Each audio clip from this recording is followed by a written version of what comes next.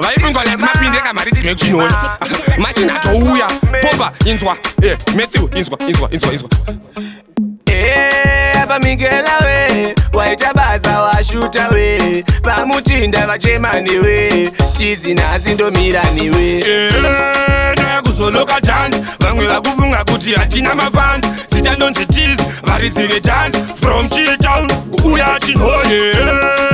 kuzoloka chance vamwe vakufunga kuti hatina mafans sichandonzi cheese varidzire chance from Chitown kuuya chinhoye ndina kapla zvinhu zvese po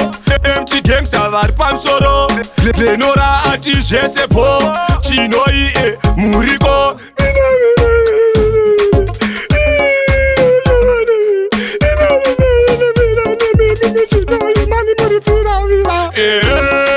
kuzoloka chance vamwe vakufunga kuti hatina mafans sichandonzi cheese varidzire chance from Chitown kuuya chinhoye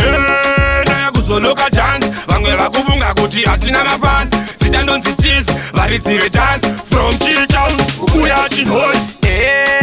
Migela we waita basa washuta we pamutinda vachemani we chizi nazi ndomirani we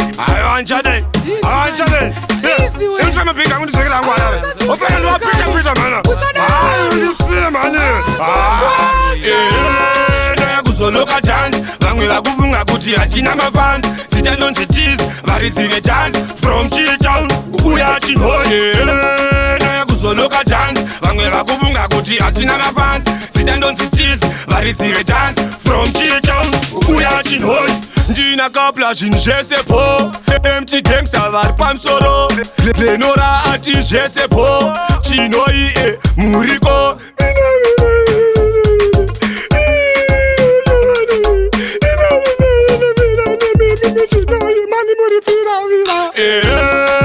kuzoloka chance vamwe vakufunga kuti hatina mafans sichandonzi cheese varidzire chance from Chitown kuuya chinhoye